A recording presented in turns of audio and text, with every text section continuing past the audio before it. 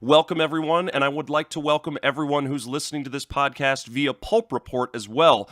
I am also going to be dropping these sports podcasts via the Pulp Report feed on the YouTube station, so thank you for joining me if you're joining me via that platform. Anyway, let's cut to the chase, okay? We've got to talk about Bryan Colangelo and these burner Twitter accounts. This thing compliments to The Ringer and Ben Dietrich for breaking this news story Tuesday night, very late. It was probably about 5 minutes after they announced that Brett Brown just got a 3-year contract extension as the head coach of the Sixers.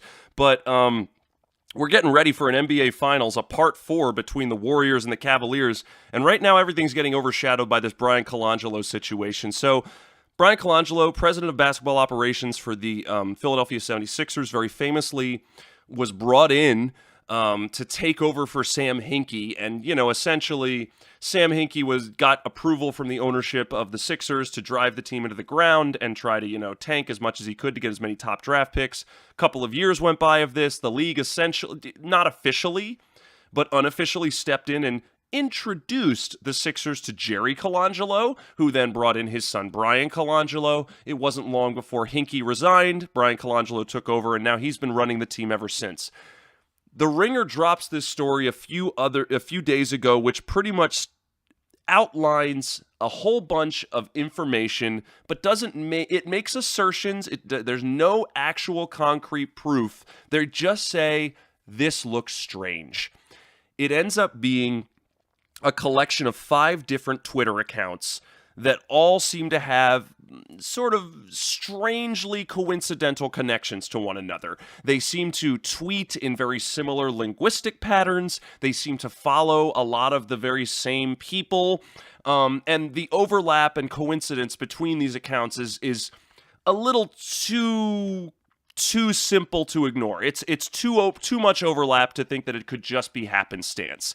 And the reality is, the overlap all seems to tie back to Bryan Colangelo. These Twitter accounts are following Sixers players, Sixers media people, Sixers front office people. They also happen to follow a lot of people affiliated with the University of Chicago, which is where Bryan Colangelo's son plays.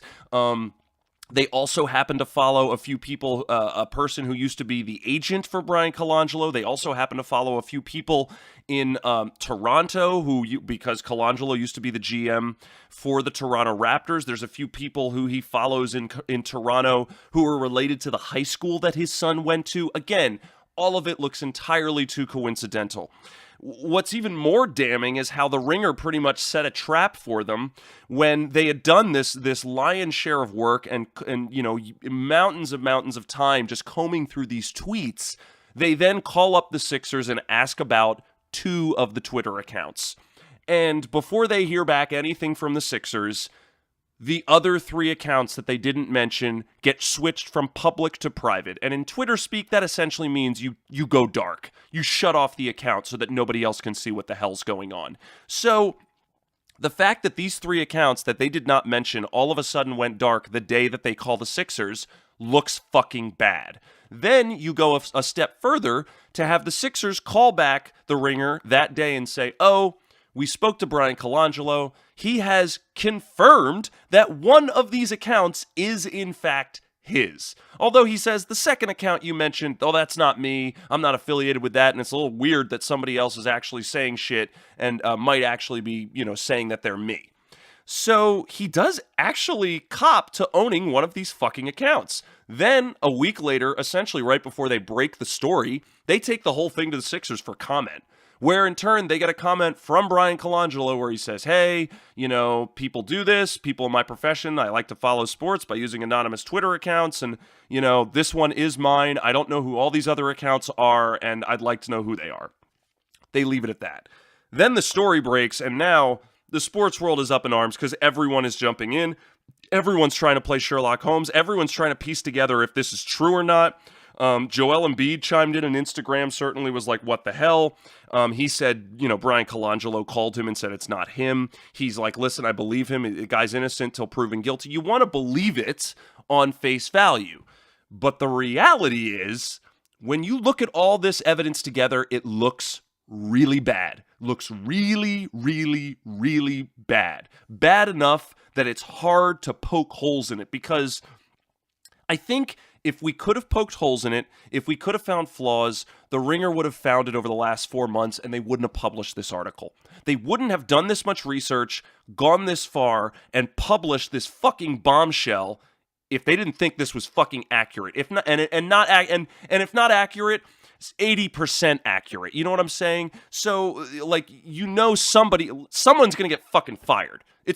Something's gonna come out, and we're either gonna find out that this is all true, or that somebody was working behind the scenes to slander or embarrass Bryan Colangelo. But either way, the tweets and the information that came out, the admitting that, the exposure about Jahlil Okafor failing his physical and a possible trade to the Pelicans, the telegraphing of the Markelle Fultz draft day trade, bashing Joel Embiid and essentially supporting Ben Simmons, even right down to some guy saying, hey, stop making fun of Colangelo's shirt collars. I mean, this is really as ridiculously 2018 as you can get. I mean, a guy with burner accounts. And now, this is not a new thing. I mean, we saw this with Kevin Durant had a burner account where he got caught. Steve Kerr had a situation where he tried to direct message somebody on his Twitter account and then sent it to everybody. So this is not the first time we've seen NBA personas get caught in hot water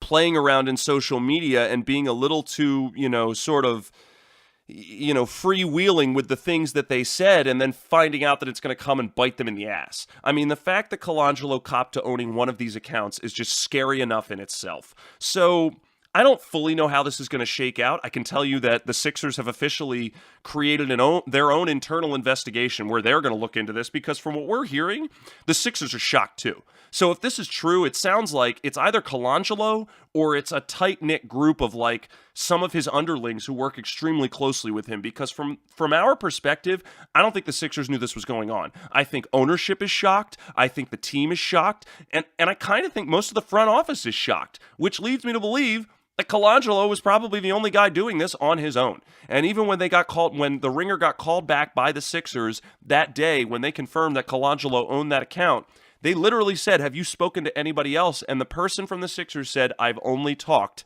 to Bryan Colangelo about this and no one else. Again, looks even worse. So, is this going to end with Colangelo getting fired? I don't know. I can tell you it's seriously bad for his credibility and his status with the team, because that also means that you've got him in meetings with players where he's telling them one thing and then saying something on Twitter. If this is true, it could all be bullshit, but if this is true. Another thing to look at is the source. The source is an anonymous tip. It's a person who approached Ben Dietrich, the guy who wrote the article for The Ringer, approached him on Twitter and pretty much said, I've got a scoop, do you want it? And he looked at this and he didn't identify who he is, but he admitted the fact that he works in artificial intelligence, and he used some open source data mining, and he was able to piece together this information and cull together these accounts and say, this looks fishy. So, part of what you need to understand is what is the motivation of this guy. Listening to the podcast that the Ringer had on the Ringer NBA show, Chris Ryan and Ben Dietrich came on and talked about this particular article and how they put it together.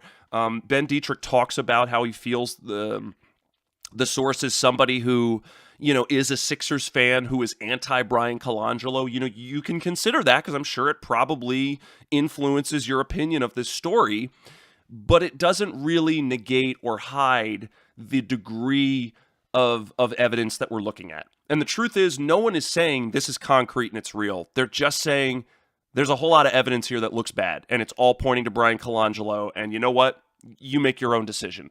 And so, another element which looks even worse is that one of the accounts, Still Ballin', what they were able to deduce was that not long after the Ringer contacted the Sixers, in addition to that account going dark, that account also unfollowed 37 contacts that all had direct links to Bryan Colangelo. So essentially, somebody with that account stopped following people to essentially try to cover up information. It's like, oh, let me make sure, it's like, oh, here's all these things tying me to him. Let's get rid of that evidence. So there's clearly some degree of cover up or erasure that's trying to happen. It's all seedy. It's all gross. I mean, if it's true, Bryan Colangelo might not ever get another GM job, and I can tell you he'll be fired faster than you can say Twitter